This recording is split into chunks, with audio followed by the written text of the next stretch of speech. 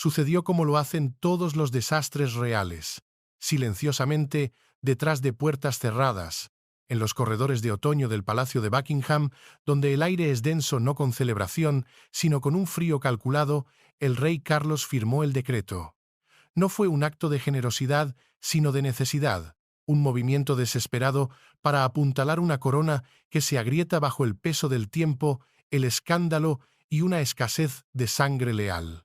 La monarquía, despojada de sus miembros por el exilio autoimpuesto y la tragedia inevitable, estaba peligrosamente expuesta, sus flancos abiertos a un público cada vez más escéptico, y en ese silencio que zumba con algo invisible, como una tormenta antes de tocar el suelo, se susurró un nombre: James, el conde de Wessex, el nieto más joven de la difunta reina, el hijo de Eduardo y Sofía, ha sido llamado desde las sombras.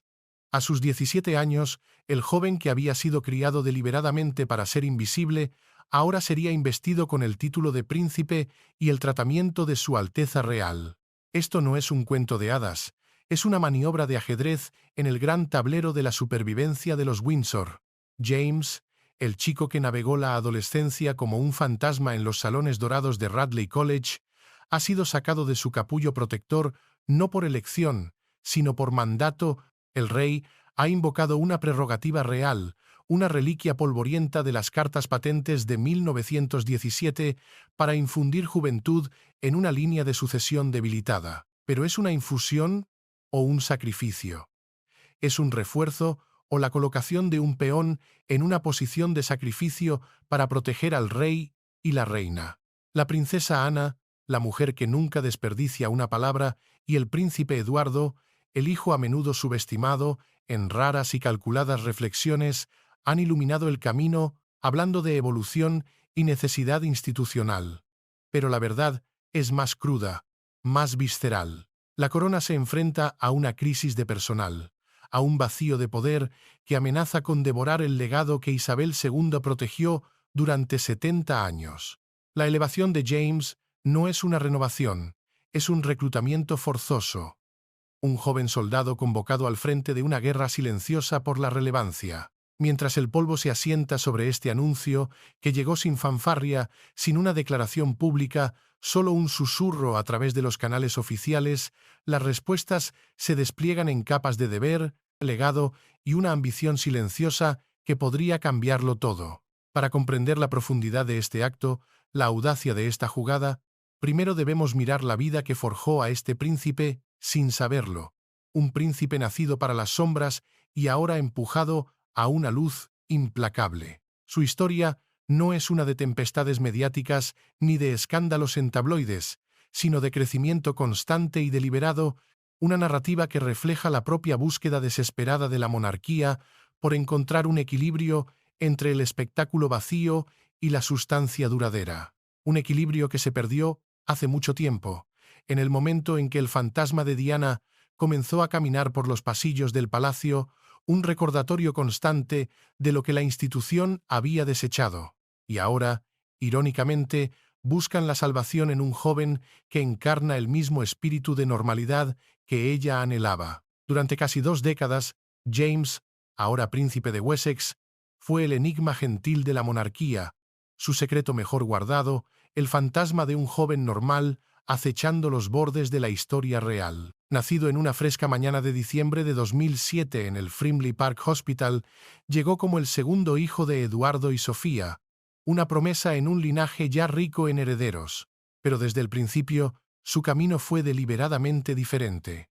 Sofía, el arma secreta de la monarquía, la confidente silenciosa que aprendió de los errores catastróficos del pasado, forjó un pacto con su esposo en 1999. Sus hijos no vivirían en la jaula dorada. Este no fue un simple deseo de privacidad. Fue una estrategia a largo plazo, una que reconocía que la supervivencia de la corona dependía de algo más que la sangre azul. Requería carácter. Renunciaron al tratamiento de Su Alteza Real, permitiendo que títulos de cortesía como vizconde Severn fueran suficientes. Era una filosofía de protección, de forjar un individuo lejos de la deferencia tóxica y el escrutinio paralizante de la corte. En una rara entrevista en 2020, Sofía articuló esta verdad con una claridad que la propia Diana habría envidiado. Queremos que crezcan comprendiendo el valor del trabajo, no envueltos en títulos que podrían eclipsar sus propias voces. Así, James creció en el relativo santuario de Bagshot Park, saboreando libertades que sus primos, William y Harry, a menudo miraban con anhelo. Los días de escuela en instituciones convencionales fomentaron amistades no contaminadas por la reverencia. Las vacaciones familiares en Balmoral le ofrecieron el parentesco sin el peso aplastante de los cortesanos. Allí, en las tierras altas de Escocia, lejos de las cámaras, desarrolló un amor por la naturaleza que lo conectaba profundamente con el legado de su abuelo, el príncipe Felipe, y su tío, el rey. Se destacó silenciosamente en historia y geografía, pasiones que insinuaban una mente en sintonía con el legado sin estar encadenada a él. Se enamoró de la navegación en el Solent, un deporte que requiere habilidad y paciencia, no privilegios.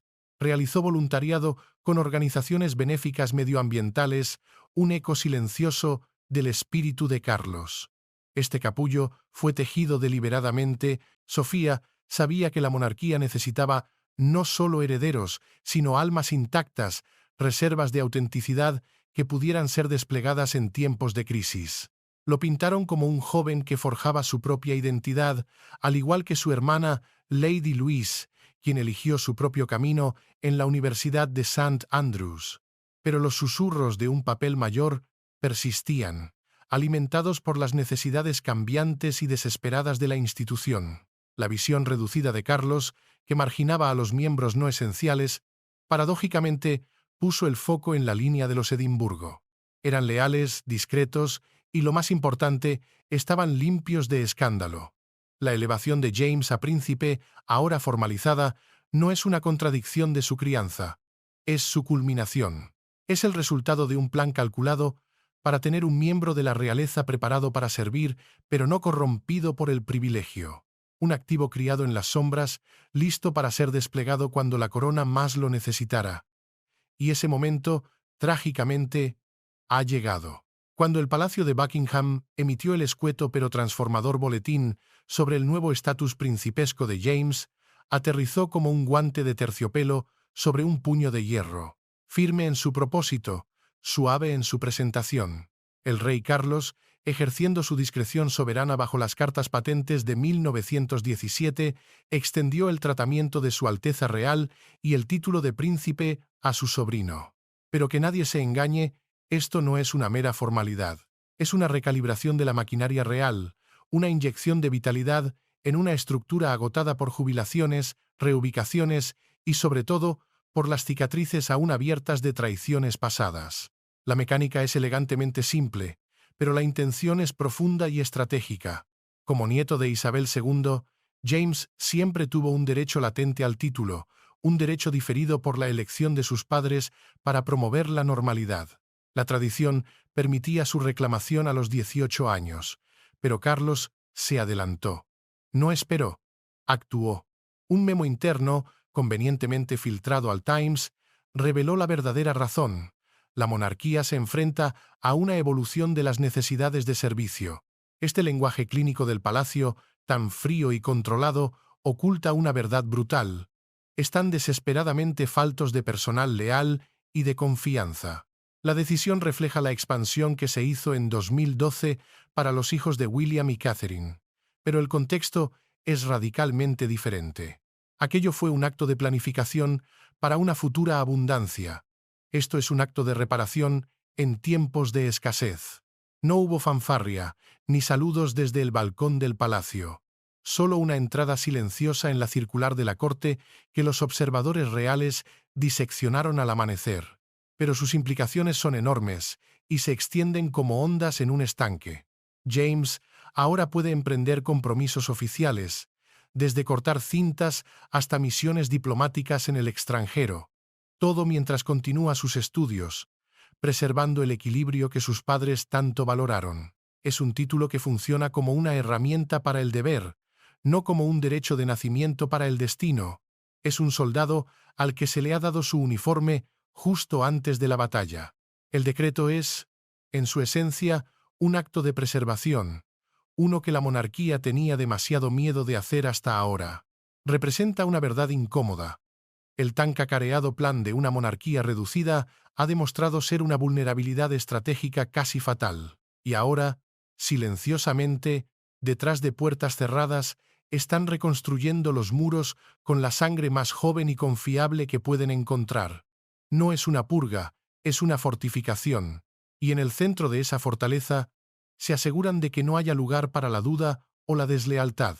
La decisión de ungir a un nuevo príncipe no fue tomada en el vacío por un rey solitario, fue forjada en el crisol de un consejo silencioso, una reunión no registrada en los anales oficiales, pero cuyo eco resuena en los pasillos de Windsor y Balmoral.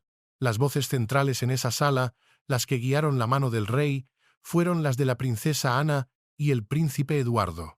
Sus explicaciones, cuidadosamente filtradas a la prensa, enmarcan la decisión como algo a la vez filial y previsor, pero la verdad es que fue un acto de realpolitik dinástica.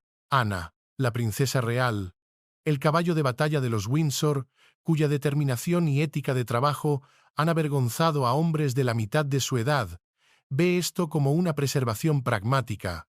Durante el Royal Windsor Horse Show, con su franqueza característica que corta el aire como un látigo, declaró: «La monarquía prospera en la relevancia.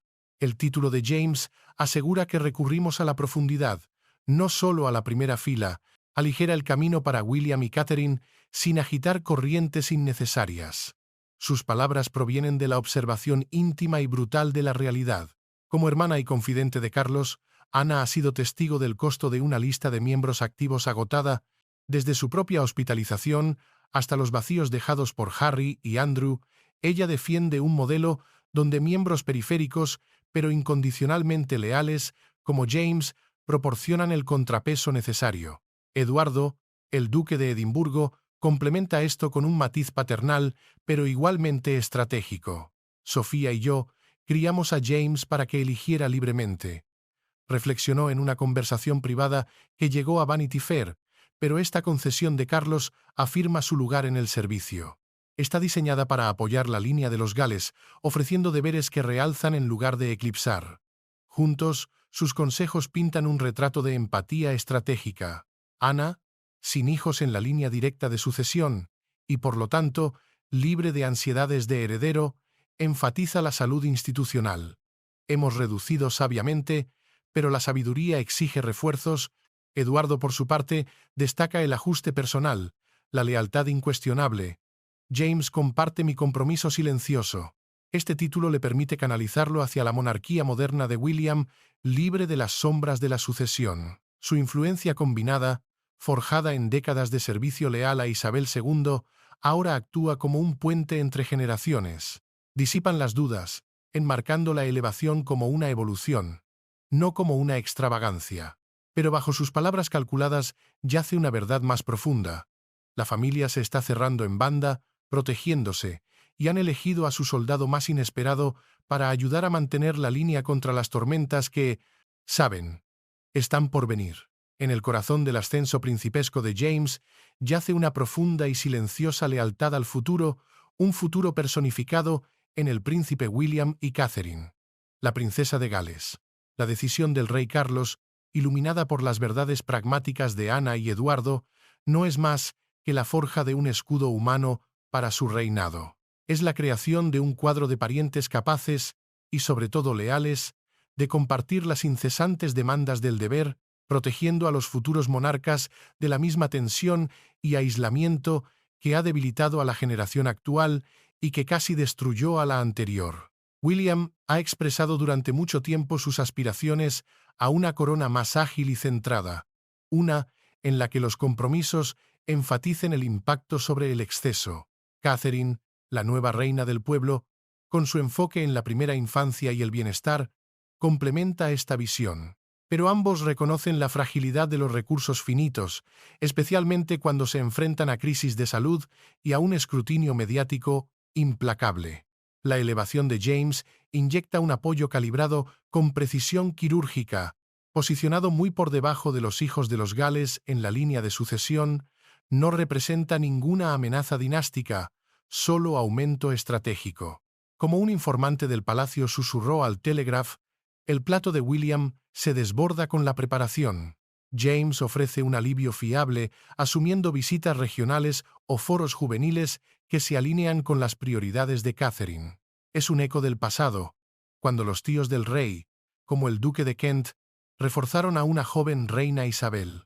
Este movimiento fortalece su fundación, permitiendo a William liderar con audacia mientras James se encarga del trabajo de campo.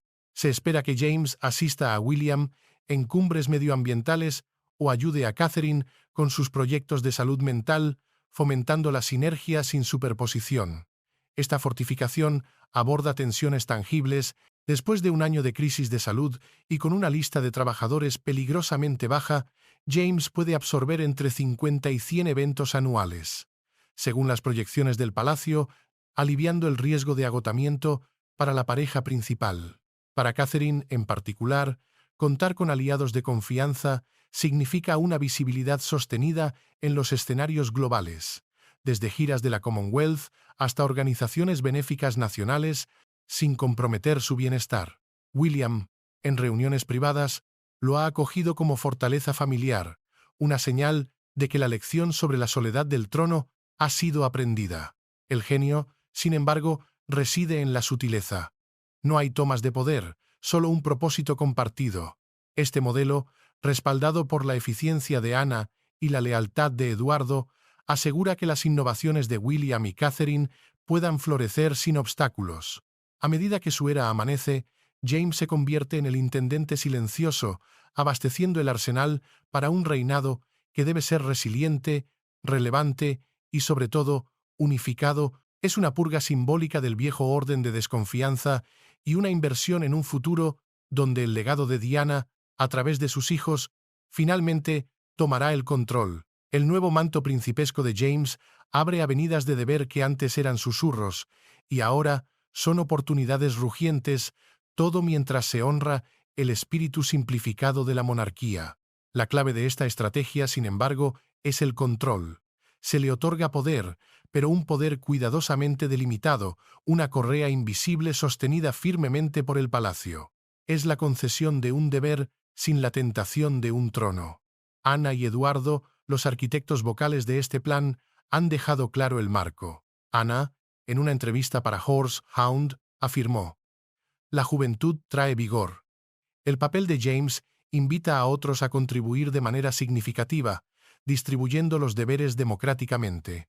Eduardo, haciéndose eco de ella en la revista Hello, coincidió: «Se trata de una invitación, no de una imposición», permitiendo que sus pares se involucren en sus propios términos, reforzando el marco de William. Para James, los deberes podrían abarcar patrocinios en áreas que resuenan con los legados de su abuelo, el príncipe Felipe, y de la propia Diana: la sostenibilidad, el desarrollo juvenil, el servicio comunitario. Se le ve revitalizando el prestigioso Premio Duque de Edimburgo o participando en la divulgación virtual a las escuelas, una forma calculada de mezclar la tradición con la tecnología para conectar con una generación que ve a la monarquía como una reliquia. Este modelo tiene un efecto en cascada. Podría permitir a primos como Peter Phillips o Zara Tindall formalizar roles de asesoramiento, mientras que las hijas de las princesas Beatriz y Eugenia podrían vislumbrar un servicio estructurado en el futuro. Contrarresta la narrativa de la escasez de personal con James potencialmente registrando 75 compromisos anuales después de la universidad, según la analista real Emily Andrews. Las iniciativas de Catherine ganan un aliado junior, fomentando lazos intergeneracionales que humanizan la corona. La belleza de este plan, para la institución, está en sus límites. Los deberes son opcionales, el escrutinio es compartido. Eduardo enfatiza: «Aprendimos de las elecciones de Luis. Esto empodera sin encerrar». El modelo se inspira en los planos de las monarquías escandinavas, donde los miembros de la realeza marginales pueden optar por participar de manera flexible, manteniendo la relevancia sin el peso asfixiante de la corona. Para la ola de jóvenes significa un propósito sin ser una prisión. Deberes como un diálogo en lugar de un decreto. Como bromea Ana, la corona no es un solo, es un conjunto. Este empoderamiento redefine el legado, convirtiendo el potencial en una asociación. Es una remodelación de la monarquía por proximidad, no por legitimidad. Una que asegura que la institución tenga suficientes manos leales en cubierta para la tormenta que, inevitablemente, saben que se avecina. Es una forma de servicio que Diana habría anhelado, útil, pero libre. En el intrincado ballet de la sucesión británica, donde cada paso en falso puede provocar un enredo catastrófico y cada gesto es analizado en busca de significado oculto, el estatus principesco de James brilla como una obra maestra de poder medido. La concesión del rey Carlos, lejos de alimentar el faccionalismo o la ambición, refuerza la primacía inexpugnable y sagrada de la línea de William. Es una jugada que Ana y Eduardo, los guardianes silenciosos de la tradición, subrayan con una claridad cristalina.